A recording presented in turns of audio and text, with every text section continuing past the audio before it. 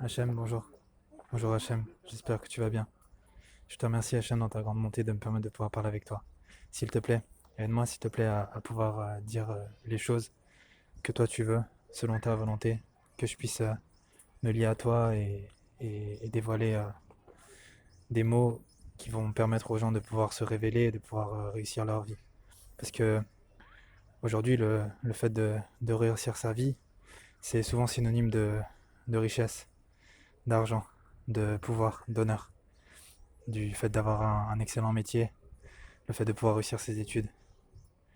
Alors que on voit bien qu'il y a beaucoup de gens qui ont fait ça, qui ont réussi justement leur vie au niveau matériel, soi-disant, mais pourtant au fond d'eux, ils sont malheureux, surtout à la fin de leur vie.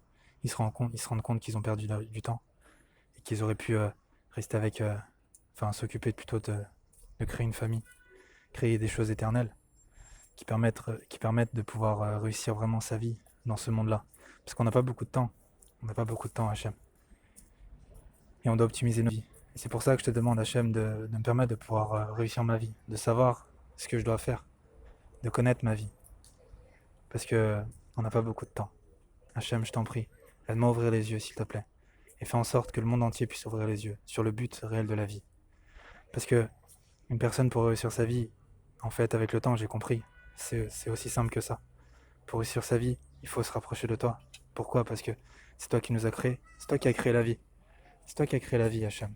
Donc quand on va se rapprocher de toi, eh ben forcément, tu vas nous guider sur ce qu'on a besoin. Parce que toi, tu sais mieux que nous. Tu sais mieux que nous ce qu'on doit faire. Tu sais mieux que nous qu'est-ce qu'on doit faire dans ce monde pour optimiser notre vie. Et une personne qui veut pas, bah, tu vas pas la forcer. Tu la laisses tranquille, tu la laisses dans les bras de la nature. Et c'est comme ça qu'elle arrive à pouvoir faire des choses d'elle-même et croire que c'est vient d'elle. Alors que ça vient pas d'elle du tout. C'est toi qui l'aides.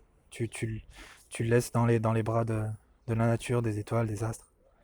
Et après, bah, elle fait sa vie en fonction de. Elle croit que c'est en fonction de ses forces. Alors que c'est juste que tu la laisses tranquille, quoi.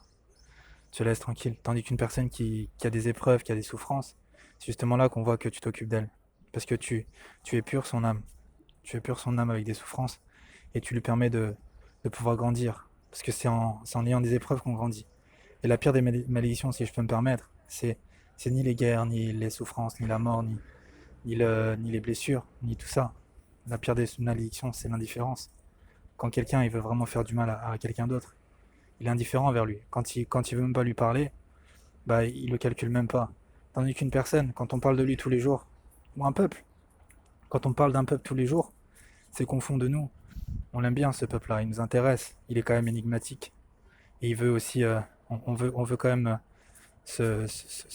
on comprend pas comment ça se fait qu'il est encore là.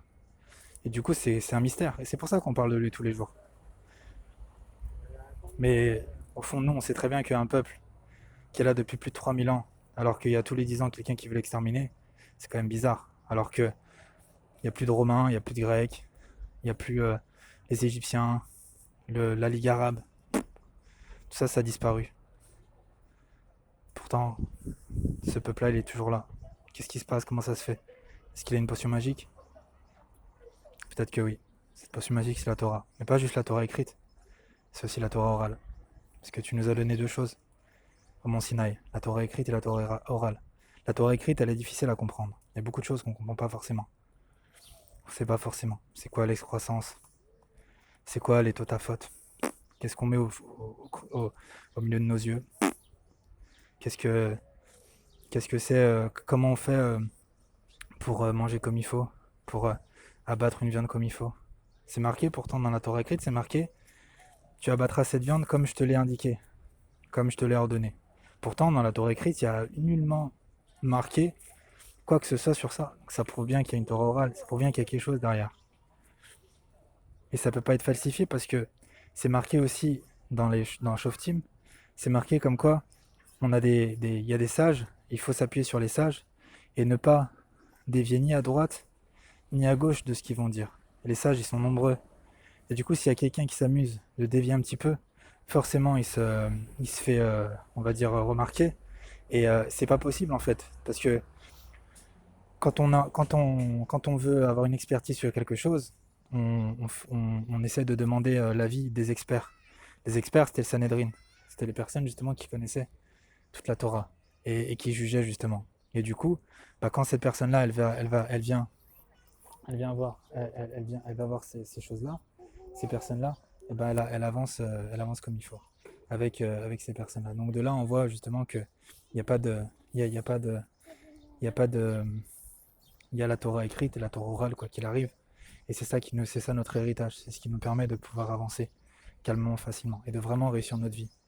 C'est de pouvoir comme ça suivre tes lois, suivre ton fonctionnement, suivre ton mode d'emploi.